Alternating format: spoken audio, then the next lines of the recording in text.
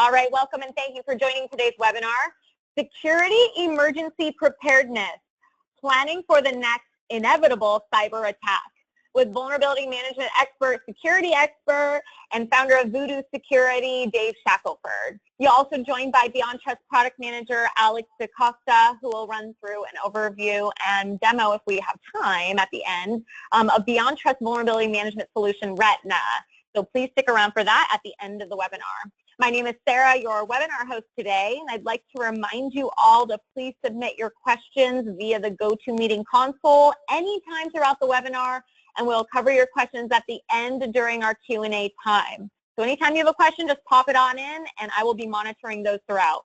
Also, today's session is being recorded, and all attendees will receive a link to those slides and the recording that was shown here today within 2 business days from now. Okay, so now that that's all out of the way, I'd like to welcome Dave to the line. Hey, Dave, welcome. Let's talk about planning for a security emergency. Awesome. Thanks, Sarah, and thanks, everybody, for being here with us today. And, you know, it's fun coming up with the titles for these presentations because I'm sort of thinking, where's everybody's head in the industry, right? Like, what's everybody sort of top of mind thinking about, and sort of what's everybody focused on at the moment? And, you know, I've got to say, I think for the past 20 years in my career in the industry, the whole idea of planning for cyber attacks has never really left our minds. The thing that we have to look at is whether we're doing the right things and whether we've been effective in some of the practices we have had as far as really doing as much as we can. There's no such thing as a silver bullet, and there's certainly no 100% guarantee that whatever it is we're doing internally in terms of controls and processes and so on is going to ultimately work. But there are some best practices and lessons learned over the years that we've seen have a pretty high degree of success in at least improving the likelihood that you'll be able to weather a cyber attack a bit more effectively. And so that's what I really want to focus on here is, you know, look, let's not go into the bleeding edge areas when, frankly, the return on investment there is questionable. We've got a lot of tools, we've got a lot of things at our disposal that can really be effective at helping us prepare. So the whole idea of security emergency preparedness, that is every day of your day-to-day life in the world of information security and assurance. So let's go on ahead and jump into this stuff. And you know, what I sort of look at is, I don't want to call it chaos, because chaos is probably a little bit too strong of a word, but the entire security industry to me right now feels really unfocused and feels really just sort of like almost like a pinball, just bouncing back and forth, because it's constant. It just never lets up. There's always something going on, and you know, if you talk to some people, it actually can be very sort of pessimistic and sort of you know, sort of negative in terms of what the industry is experiencing at the moment. And the reasons for that, I'm sure everybody that's here with us today gets it. I mean, you know, it's just, okay, hey, somebody had a massive breach. Okay, somebody just decided for whatever reason to release a massive dump of credentials out there that probably has some of your users in there. You know, we've got things like WannaCry and some of the targeted ransomware attacks that are showing up, and it feels just like you're on this sort of hamster wheel of pain. Hey, Dave, I think we're having some issues with you connecting and via audio, so if you could just take a moment.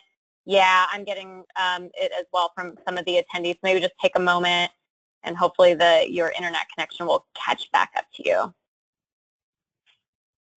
Okay, I'm actually just dialed in on my phone. Can you guys hear me? Yes, we can hear you. It was just a little bit lagging and sounded a little robotic. Okay, is it? Oh, okay. Yeah, I'm just dialed in on my phone, so I'm not even over the internet at the moment. Okay, you sound better now. Okay, yeah. Sorry about that, guys. I don't know why. Maybe my phone was being uncooperative. I tell you, this technology. So I'll just keep going. Let me know if there's some other issue. But if you guys can hear me now, then I will just keep talking. Yep, go for it. It might just be GoToWebinar too. So just keep on talking. You sound a lot better now. Thanks, Dave. Okay. Yeah. No worries. So sorry about that, guys. But in any case, I was sort of just setting the stage here because in working with a lot of the clients that I spend time with and sort of just trying to help them sort out their security issues, what I tend to find is that there's this sort of feeling of just this never-ending set of controls, right? There's just, we don't have enough, we're never going to be 100% secure, et cetera. But I think we know that now, and I think we can be realistic about, you know, sort of the expectations in the industry. Are we ever going to be 100% secure? No way. Are we ever going to be able to anticipate every possible security attack that is likely to come out? Of course not. It's just impractical. But we can be more proactive, and we don't have a lot of opportunities to be more proactive, unfortunately. We've sort of hit a lot of them today, but I'm going to go through some of the things that I have found to be extremely effective at just improving the whole state of assurance in the organization. And really, there's some things that I've just consistently seen over and over and over again that we know we could be doing better. And the thing that's great about this is you've probably got the tools, or you've probably at least got an idea of the tools that can help you to do this stuff. So you don't need to completely reinvent the wheel. You may need a better wheel, but you don't need to reinvent the entire thing altogether. So the whole idea around vulnerability management being a part of your preparedness strategy is that, look, vulnerability management is a big, big, big category in the world of security. There's a huge number of places that we could have conversations around vulnerability management. And I'm not going to probably cover them all here today. In fact, I know I'm not going to cover them all here today, but I am going to cover a few that I think are arguably the most important for getting our acts together, to get a better sense of what we've got going on in our environments and trying to improve the state of the assets in the environments altogether. And so I'm not saying that vulnerability management will solve all of your problems. I would love to be able to say that with a straight face, but I can't. So I'm going to tell you that it's an immediate means to improve some of the things that you probably have either lacking or perhaps not as mature as it could be, but it's ultimately going to help you be in a better position for anything that comes down the pipe, whether that's somebody having their credentials hijacked, whether it's an insider attack, whether it's somebody coming from outside and launching any variety of different exploits against you, whether it's malware. Any of these things can ultimately be improved by spending a bit more time and focus around core vulnerability management areas. And so let me just go ahead and dig into this because I have a whole lot to say. So the first, and this is a well-known soapbox for me, and I think anybody that's listened to me talk about vulnerability management probably even expects at this point, they're like, oh, Shackleford is absolutely going to talk about inventory. So, hey, guess what? I don't want to disappoint. I am, in fact, going to talk about inventory. And this is one of those topics that people are desperately bored by. And I'm sad about that because, look, it just feels boring. It's like, oh, great, inventory. But look, you cannot manage stuff you don't know about. You can't secure things that you don't know about. And when I give sessions in person, so if I'm teaching a SANS class or if I'm leading some sort of like a security roundtable session or something, let me just tell you, I sort of joke with people, and I'll do it with you guys now, right? I would look at the audience and I would say, hey, how many of you guys really feel like you have a handle on exactly what's running in your environment everywhere? And everybody sort of shrugs, and you might have a couple people raise their hand, but nobody really feels comfortable with it, and we all sort of look at one another and laugh about it, but it's not funny because it's actually a massive problem, and the fact that we can't, with any degree of confidence, state that we know what's going on in the world around us is the beginning of the whole problem, really. I'm going to put it out right there. If we don't know what we've got, we are in no position to go to management or go to the executive team and say, we feel like we're doing a pretty good job around security. You might be doing a good job in this area or that area, but you're always going to have the caveat of only having partial security in place because there's going to be stuff that you do not know about. So we've got to focus more on inventory as a building block.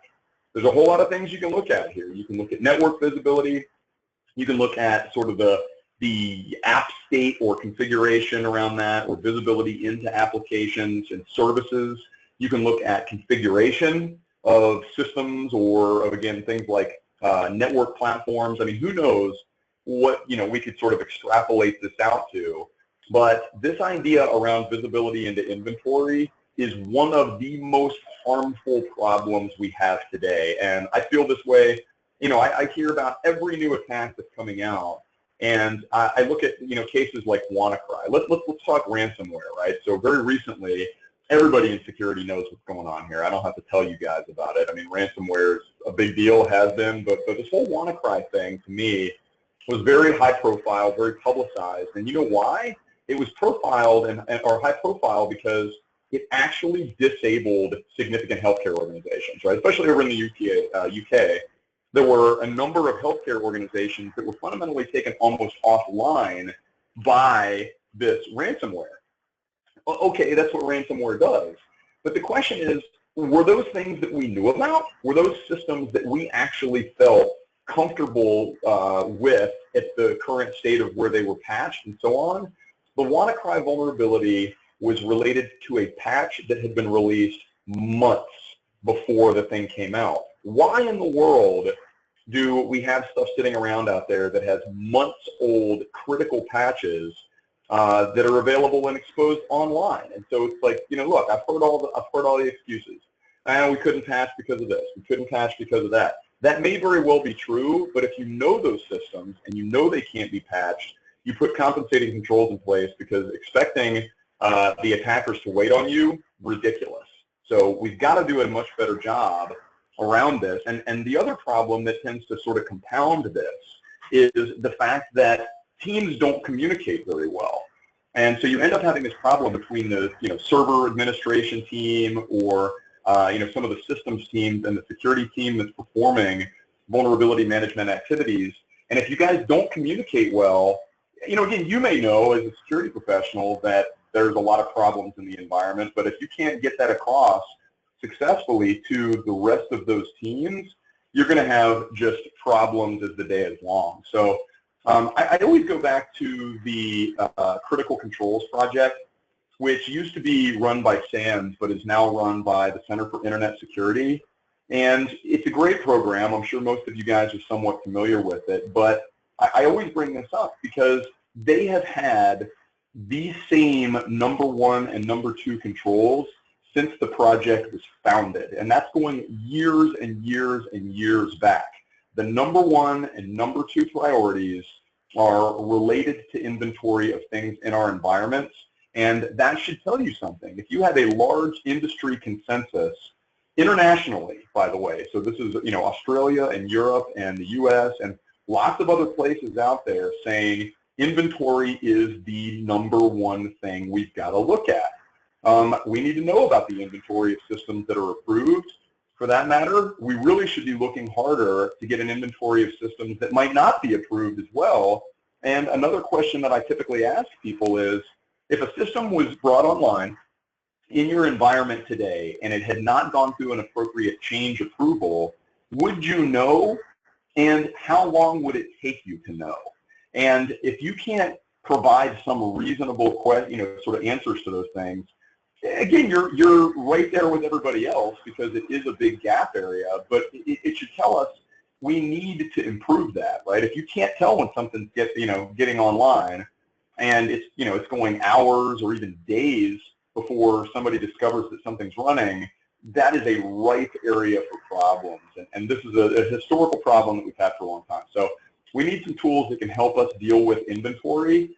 And for lack of a better way to approach this, you can use things like network scanning to at least start approximating systems that are online, and then bringing that back potentially to a CMDB or an inventory database.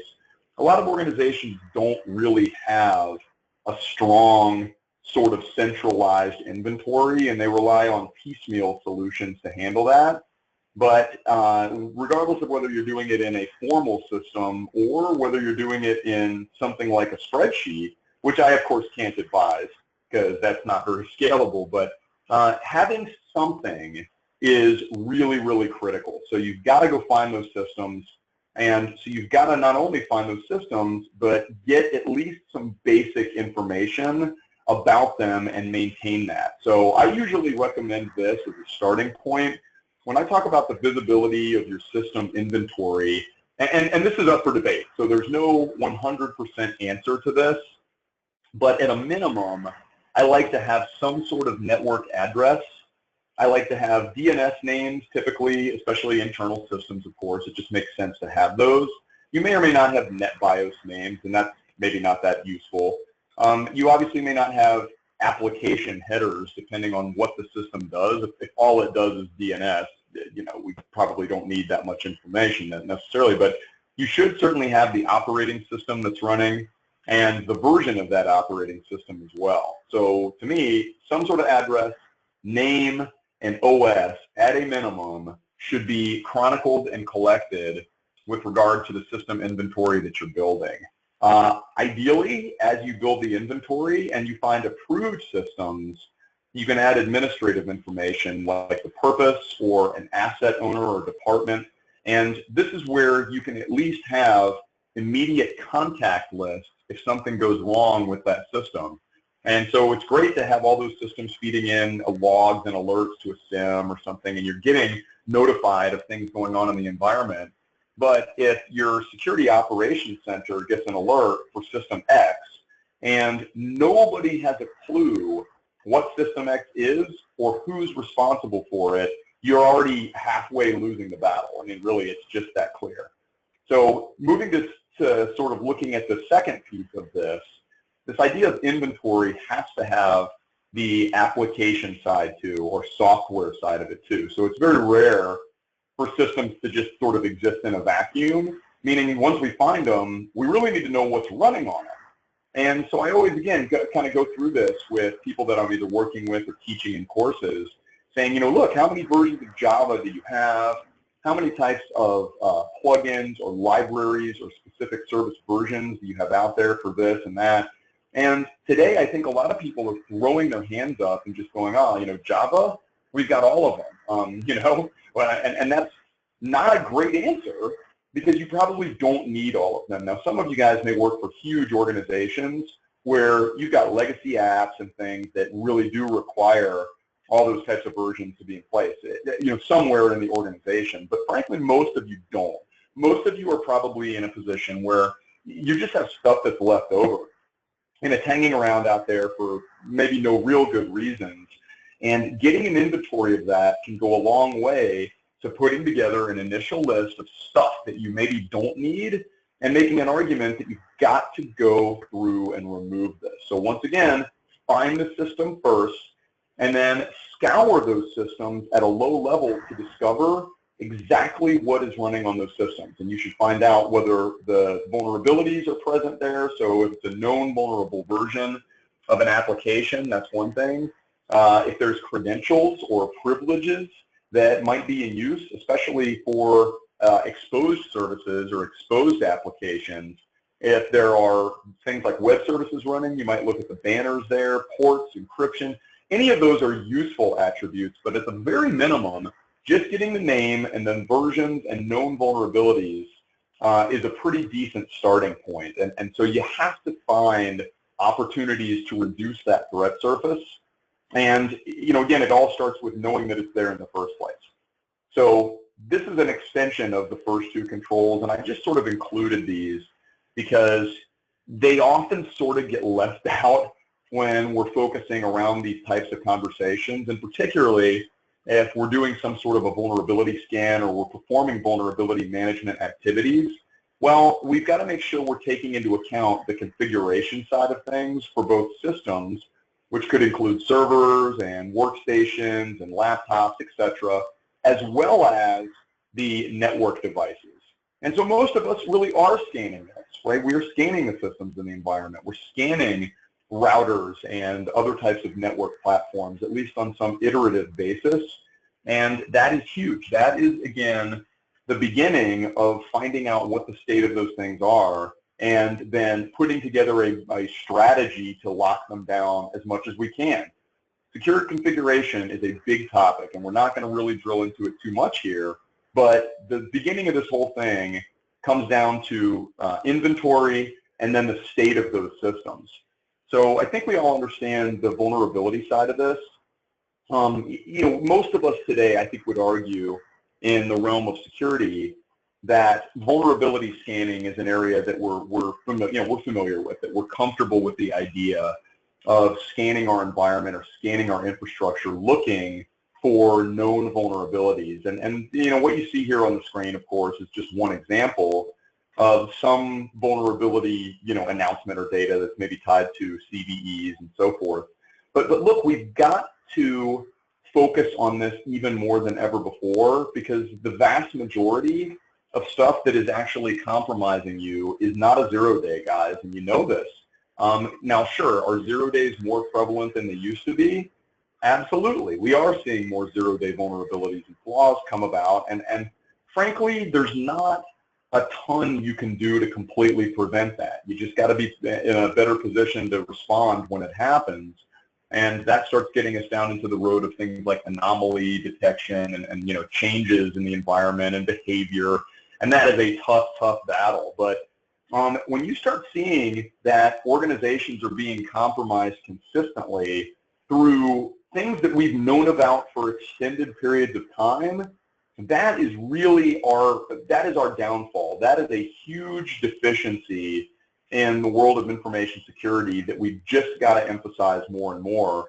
And this comes down to the vulnerability data that scanners can provide us. I mean, really good, mature scanning tools are absolutely the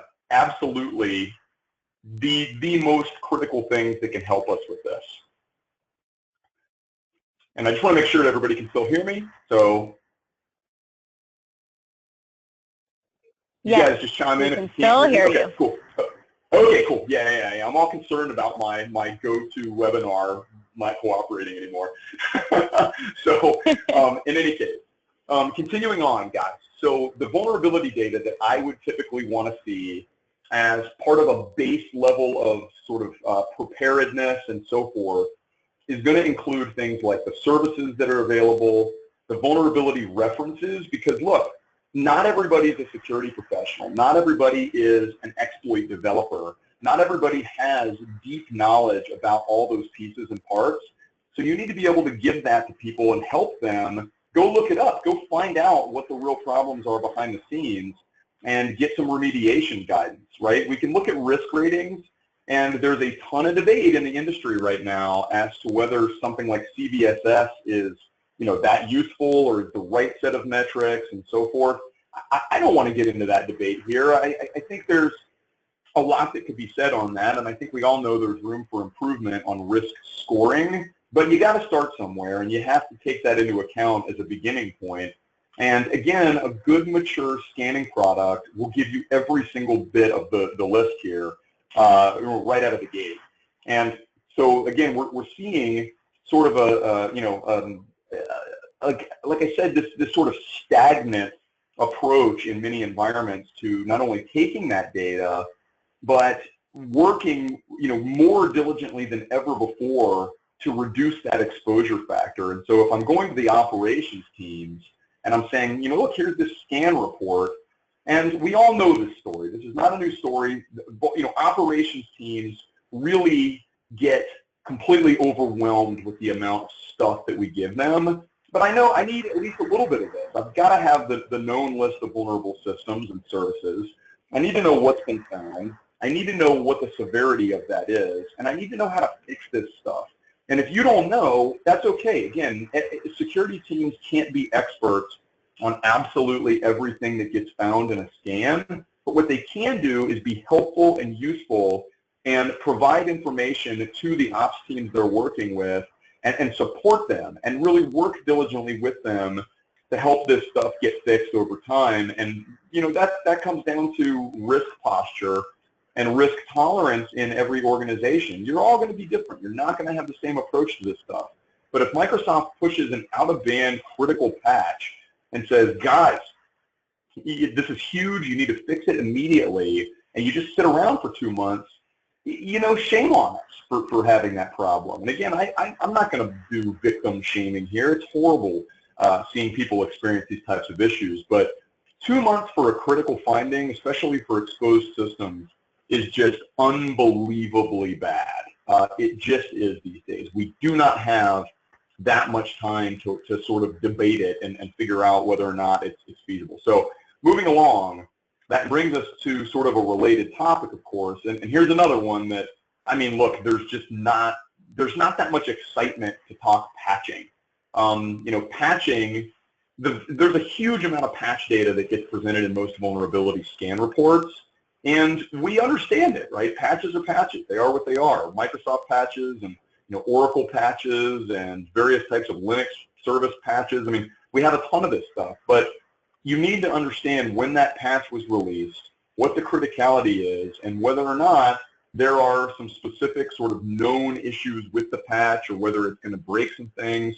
And I know everybody would like as much possible time as they can get to patch things and test those patches, but we're down to sort of the wire in many environments now. We just don't have the luxury of 6-month patching cycles. It's just not possible for a lot of stuff.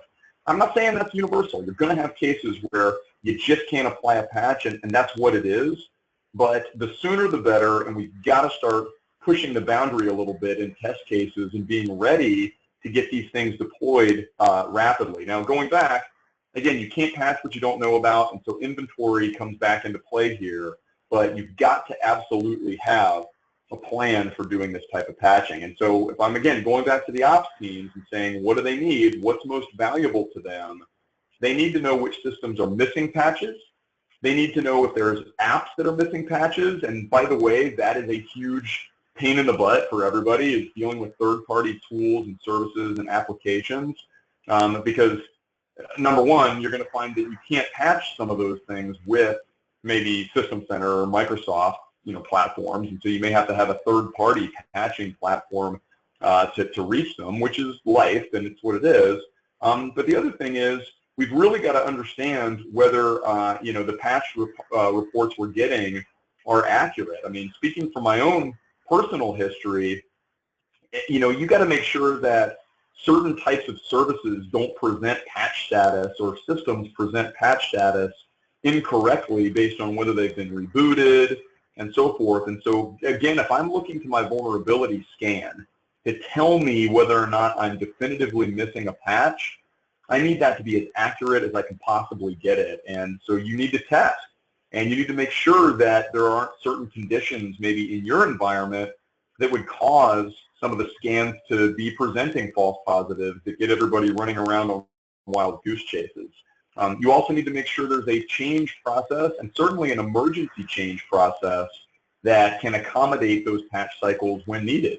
If you have a very sort of slow change control process where people go, no, you know, we'll get to that next month, it's not enough anymore. So we've got to get everybody on board. We've got to create a sense of urgency around things that are, I look at minimal baseline practices, getting patches in place, getting basic vulnerability knowledge and exposure sort of in front of people so that they understand what it is we're dealing with. That's bare minimum stuff. And if you don't feel like you've got a sort of competent and capable leadership scenario that gets this stuff, it's our job to make them understand how important it is. Sometimes it just doesn't work, but you've got to try. You've got to try harder than ever before, because, you know, again, we are going to get hit. It's a matter of time. And you know, knowing what's out there, knowing what vulnerabilities are present, knowing which patches are missing. If I can at least know which patches are missing, you can take the list of systems missing critical patches and immediately elevate them in your event monitoring infrastructure to say, look, if any of these systems blinks or sneezes or has a weird moment, put it on high alert, right? Don't take a chance there. You've absolutely got to prioritize those things. If I knew I was missing critical patches, I would watch those systems like hawks. And you know, again, it's all about knowing, which is half the battle. So the sort of last key area of vulnerability management that I want to just delve into in terms of our preparedness strategy is the idea of privileged accounts. And that is a part of the configuration status on not only systems but applications within the environment. And this could be a huge number of things. I mean, looking at the list that I've got here, I'm sure most of you could probably go down that list from local users all the way down to, cloud or service accounts that are in place. And we could agree you've probably got some of all this stuff out there. And the number one job, as before, is to know what's in use. Now, I don't necessarily want to delve down into the conversation around cloud specifically yet, because that's a very different topic altogether, and it's one of those that really deserves its own specific discussion. But altogether, if you're looking at things that you have direct control over or access to, it's probably going to be central users in a directory, local users, and some degree of app-specific users and service accounts. And we've got to find out where those things are being leveraged and who's managing those. And so I sort of have taken a different stance on this. Many of you guys out there may be sort of trying to become more proactive on looking for threats in your environment or looking for indicators of compromise by doing things like hunt teaming and sort of threat hunting exercises, which, by the way, I think is phenomenal. I love the idea that, the blue team folks in the world, the defense players, aren't just sort of sitting back and going, well, let's wait for the alerts to roll in. Like, no, we can go out and be way more proactive about this stuff. But here's the rub. You can do this too. So instead of going out and just looking for bad stuff, go out and look for accounts. Go out and scrounge and look to find anything that just goes, hey, is this really necessary? Is this absolutely an account that we need? Is anybody using this account? Let's see the last time somebody logged in with that account. Let's see the last time that a log message was generated with that account. So if you're already trying to be more proactive on the threat hunting side, treat these as threats. Treat privileged accounts as part of your threat surface and start looking for them. So, look at the central provisioning process if you have one. When somebody gets hired, do they go to HR? If then they get provisioned in some way, how does that work? Who manages that? How can you get records around this to be able to know where those accounts have been propagated and whether they're changing, what the roles that people are being added to are, and whether they're up to date. Again, I've found tons of cases with clients of mine where they have roles that have sort of been around forever, and frankly, they could be tuned and they could be changed and they could be adapted a little bit more effectively based on the technology stack that's in-house. You need to look for audit trails. So where are your logins happening? So I'll tell you, a lot of people have not been getting logon data and log data from endpoints. I think the time is right to do it. I think we do need to get more log data related to end users, and ultimately all that stuff is coming back to a central repository. Well, that's great, but a lot of times there's other stuff going on locally that might be of interest and could certainly be applicable in the case of a local account. So, I hope none of you have people logging in as local admin, but some of you probably do. So, hey, here's another example where we need to find out what accounts are out there, and we need to get log data about that account, what it's doing, potentially whether it's being misused. You need to train employees around the use of access privileges. And this is really, of course, most applicable to IT and your sysadmins and so forth, but you're going to have some power users that either politically insist on having privileges or legitimately need them, or maybe both. If those folks do have to have privileges allowed and in place, then educate them. Make sure they understand that they should only use them in these particular use cases and circumstances, and that ultimately you should be looking to remove any of those accounts if possible. Look at the privilege models that you've got. Make sure you understand what people actually need versus what they can just complain about. And that's cultural. I'm not going to solve that problem right here, but I think we can sort of all agree that it's worthwhile to spend some time with the people so they understand this. Look for opportunities to enforce separation of duties and least privilege. Good luck. It's harder than, I think we take it for granted a little bit. It's harder than we realize in many cases, but things like, strict password and account management policies, what happens when you get terminated? And so this is where I look at things like account deprovisioning, and if somebody gets, terminated, or if they leave, are you sure that those accounts are gone? And so if you can get consistent reporting from HR about who's being terminated, or whether that account is going to be terminated on a certain date, you can correlate that back to what you know and what you're finding in the environment to be able to ideally start paring that down and ensuring that they're actually removed. So getting started, again, to sort of wrap up here, inventory management is absolutely the starting place, because once you start adding in inventory and discovering systems and discovering services and looking at the hygiene of those services from sort of a patching and vulnerability and configuration standpoint, that's going to get you so much further down the road than many of the other tools and sort of practices out there. It's absolutely worth getting back to the well here, revisiting the idea of building a better inventory with some sort of privileged account inclusion in this. Now look, privileged accounts are tough. There's a whole lot to be said about that. In fact, I've given talks just on that. But some form of privileged user management, both process-wise and perhaps even tools, can help you start curbing that piece as well once you know about it. So with that, I'm going to hand it over to Al. Thank you, Dave. Let me share my screen. All right, guys. What I want to do is really just take a few minutes and introduce you to Beyond Trust and kind of focus a little bit on what we're doing here in Beyond Trust in relation to what Dave's been talking about, really, vulnerability management, if you will. That's the sort of the green side of the slide on the right-hand side. But I do want to touch on some of the power broker side as well, because it's kind of key to a lot of the things that Dave's been talking about with privileged accounts as an example. But let's look at Retina. So the idea with Retina is really to be able to find everything that's plugged into your environment, right? Kind of talking back to this idea of, do you know what's out there? Do you know what systems are connected to your network and what's running on those systems as kind of step one? Something that Retina excels on is to be able to go out there and discover anything, even going into the cloud services like Azure or Amazon, or even internally if you're leveraging VMware or Hyper-V. What's in these environments? Let's go out and discover that. If you can't find it, then of course you can do the next step, which is do vulnerability assessment, right? So after we find all these systems and enumerate every aspect of it, services, shares, software, we enumerate user accounts. We enumerate the last time a user logged in and what privileges does it have. These kind of things kind of play a big role when we look at our privilege management side of the house at Beyond Trust.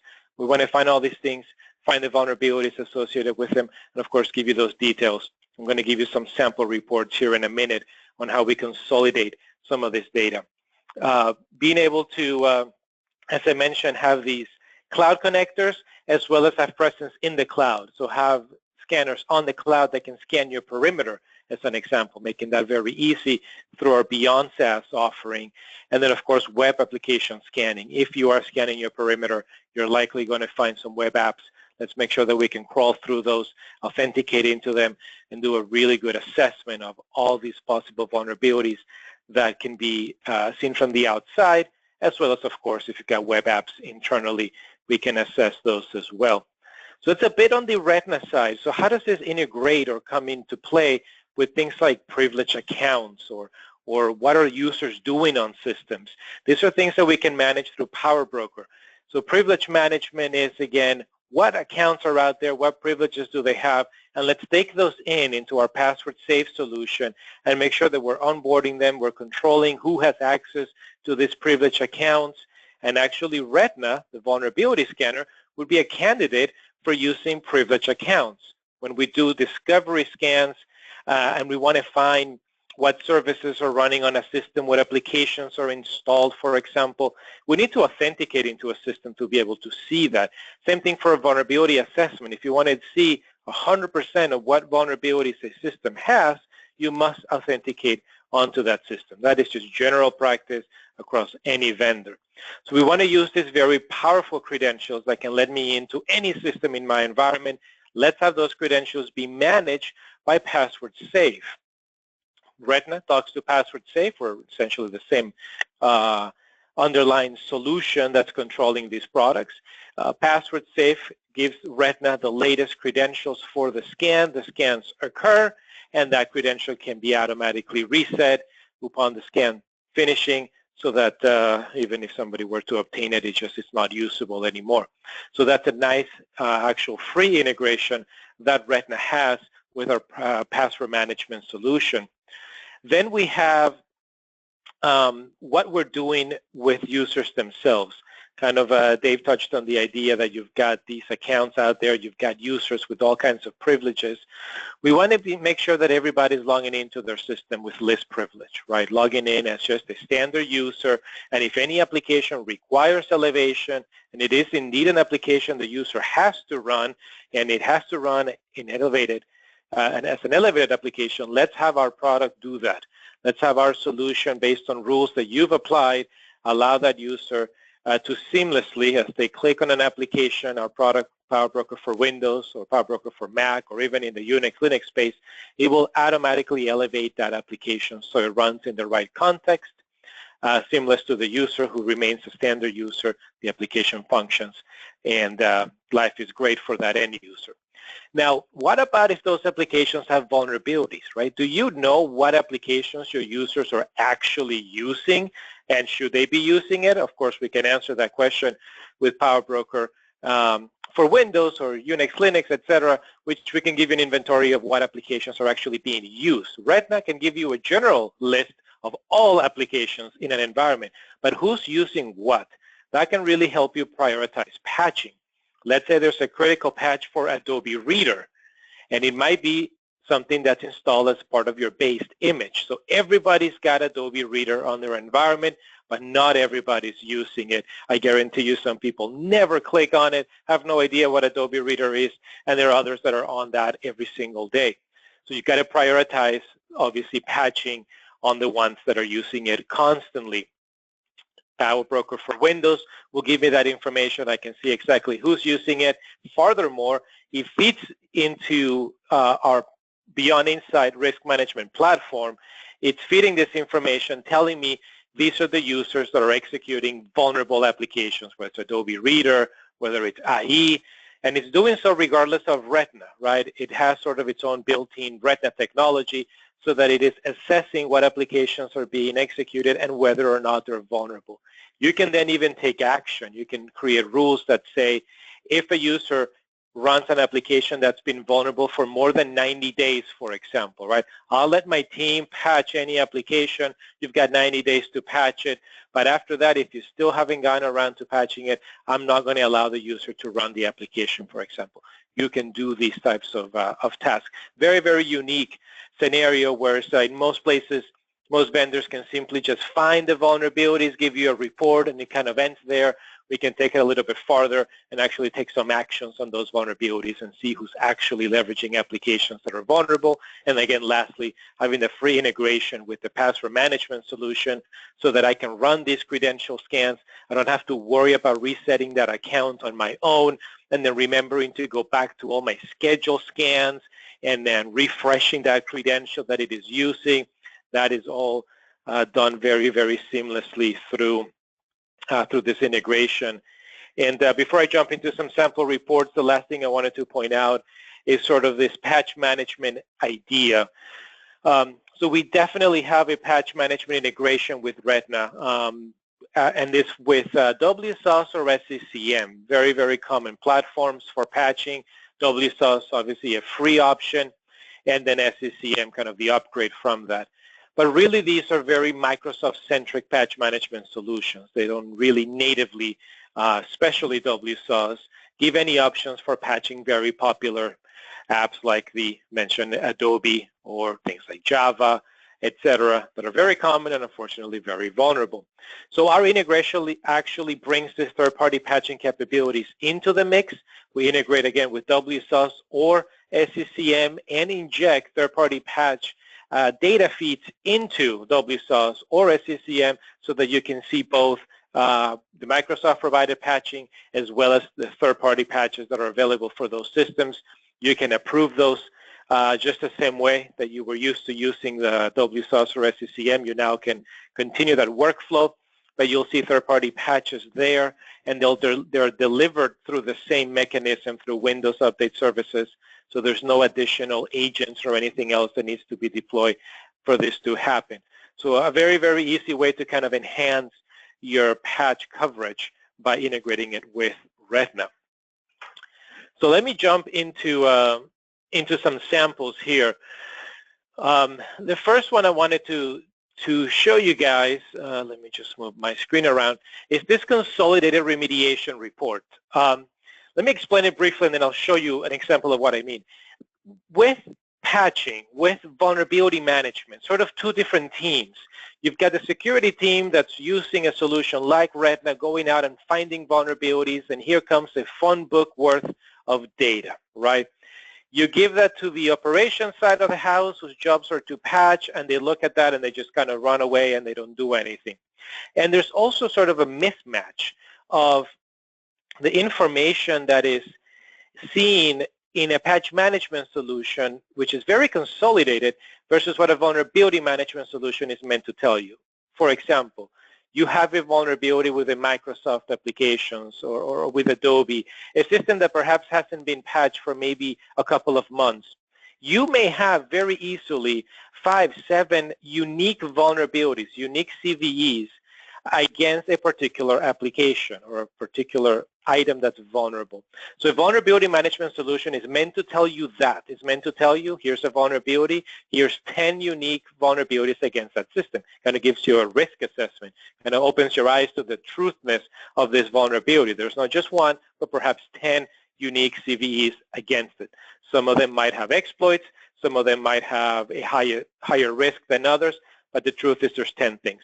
You go to a patch management solution, they'll show you one item. There is one patch that you need to deploy. That's it. Takes care of any vulnerabilities associated with that app. So there's that disconnect, right, between the report you hand that has 10 items and the patch management system going, I only got one thing.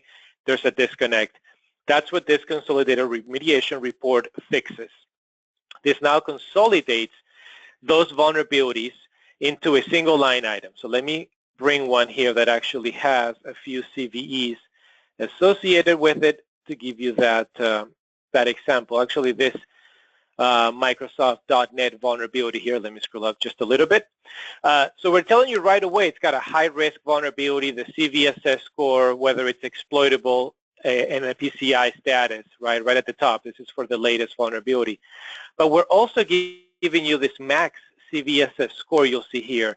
This line here, this exploitable line, etc., this is referring to any other CVEs that are kind of being rolled into just one line item. So all these vulnerabilities, unique vulnerabilities, we can see that only one of the 3 CVEs is actually exploitable, happens to be by ExploitDB. But regardless, from a CVSS score, we're also going to bubble up the highest. In this case, is with this particular CVE 2014-0257. But my point being that traditionally, you would have seen potentially three findings or 3 prints of this vulnerability because there's these 3 unique CVEs for it, some of which, as you can see, have an exploit, some do not. And again, that also will drive their CVSS score. If I were to only show you the last one, if I were to only show you the last vulnerability, I would be doing you a misservice. Let's see, the last vulnerability would be the 295. I would be telling you that there are no exploits for this vulnerability. If I only showed you the last one, right? So you got to be careful. What does your tool do? If I only show you the last one and I'm consolidating everything else, I would be lying and saying, here's a vulnerability against Microsoft.NET. Hey, there's no exploits for it. Maybe you can patch it later, right? You might do that math in your head, or you might be tackling things that are exploitable today. But indeed, something was rolled up that was exploitable. So we're going to bubble that to the top to make sure that you're prioritizing correctly, but yet consolidating the noise that we're providing. So that's one example I wanted to show you there. The other one, let me actually log into our reporting warehouse here. The one I want to show you next has to do with showing you the age of vulnerabilities. How long have things been open for? How long have we known about a vulnerability? Again, to help you prioritize and just kind of picking on some of the topics that Dave was covering. So lots and lots of reporting options within our solution. In fact, I think we're close to 300 reports out of the box here. So I'm going to actually end it with this one. So we'll select the time period. I'm really interested of sort of what's happening in my environment this month. And let's go to this month. And for smart grouping, we'll do all audits. And I'm going to focus on just high-risk vulnerabilities for this example. So this is kind of an export style report, but I think it makes it nice and easy for this presentation to kind of show my point. For all of these vulnerabilities, I'm looking at the vulnerability age column as well as the audit age column. What are these? These represent simply audit age, vulnerability age is how long since we found it in your environment, right? That's basically since the first time we scanned a system, we found the vulnerability. This is how long we've known of that vulnerability being present. But almost more importantly is the audit age. How long has essentially a patch, how long have we publicly known about that vulnerability? In some cases, you can see here, I've got that picking on .NET again.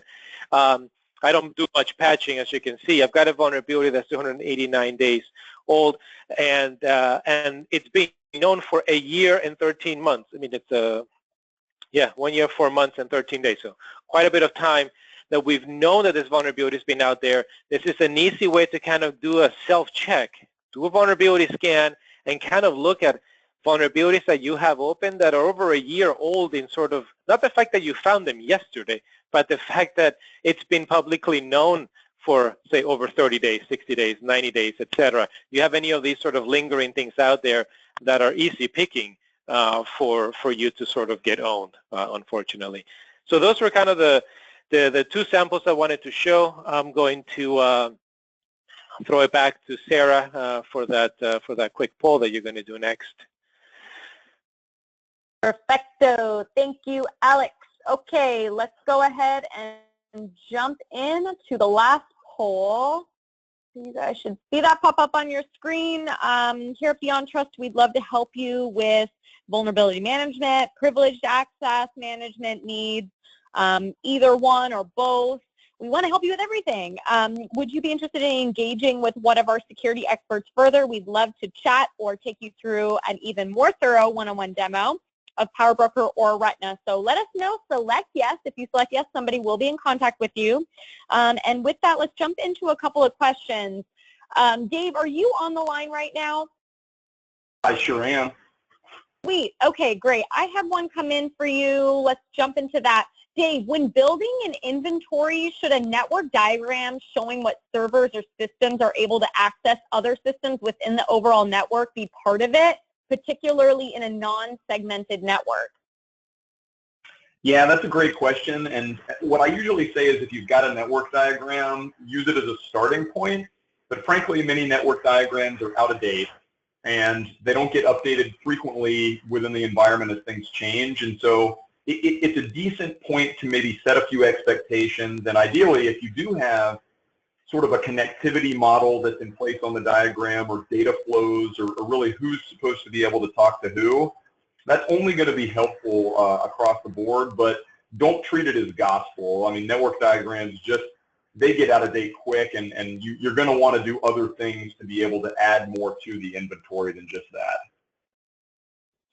So Dave, how are most organizations getting started with inventory management, and where are they storing this data? So to be honest, the best way that I see people getting started is in fact to use scanning tools. I mean, if you really want to do inventory management as a practice, and maybe you're sort of under the gun for something like ITIL compliance or what have you, then yeah, you may want to start moving more towards like an agent-based option, something that's just for that. But if you don't have the budget for that, or you really just don't want to mess with it in general, you're far better off just running continuous scans. And so this is a big point to make for the idea of continuous monitoring or just continual scanning within the environment to be able to bring that back. Where that goes, ideally, you're going to take it and dump it into a database. And so if you can do an export of systems out of your scanning engine in like a CSV or something else, and bring that in, that's probably ideal. I don't recommend a spreadsheet, but I still see people do it. So where do I see people getting started? Yeah, it probably is scanning tools and spreadsheets, but those that get more involved and take it seriously tend to sort of escalate beyond that and start using more of a, maybe even a homegrown database or something, but just a bit more sort of powerful and manageable as you start adding a lot of systems there. Okay, I have a twofold question here. First, to start off with Dave and then into Alex. So Dave, what sort of patch scheduling and prioritization are people doing today without a Patch Tuesday schedule? And then kind of in line with that, Alex, how does Beyond Trust release audits for Patch Tuesday? So Dave, go ahead and take that first part of the question if you don't mind. Yeah, absolutely. And it's a pretty short answer. We don't have that monthly cycle anymore. And so, frankly, what Microsoft has done is just get more in line with everybody else. So all the other vendors out there have always sort of just had their own ad hoc schedule for patches, and now Microsoft does too. That means that you need to be much more in tune with the communication around vulnerability management. So somebody needs to be notified when the patch is released, the minute it's released, and ideally you want to have a cycle for patching critical patches for at least exposed systems within 48 to 72 hours. And I know some of you are shaking your heads and saying, Dave, that's ridiculous. Maybe it is in some cases, but you're not going to be better off by waiting for a long time. Again, if the exposure factor is there. So you want to have somebody waiting to catch the patch, and then you basically want to be able to push this as soon as you can, ideally within 2 to 3 days.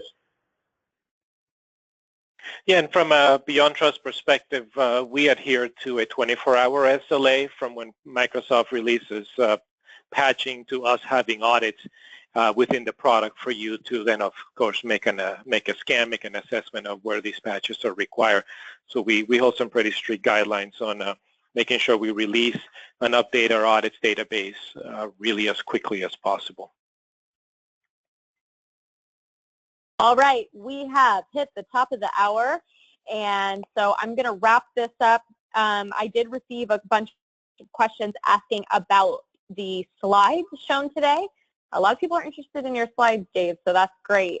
People are learning some stuff and want to be able to refer back. So a reminder that you will be receiving 2 links in a follow-up email within 2 business days from now. The first link will be a link to the recording, and then the second link will be a link to the slides shown here today in PDF format. So be on the lookout for that follow-up. It will come and arrive into your inbox within 2 business days from now, and it will come from communications@beyondtrust.com. So make sure that that email alias is whitelisted so you receive it without interruption. Big thanks to Dave and Alex today. Thank you guys so much. A lot of info crammed into 60 minutes. Appreciate your time. And anybody who wants to learn a little bit more and get Dave's perspective a little bit more on this topic, please refer to our blog. You can find a link to our blog off of beyondtrust.com where he shares a little bit more insight on this topic. So everybody, thanks again for joining today. We will see you at our next webinar. Have a wonderful rest of your day and your week. Take care, everybody. Bye-bye.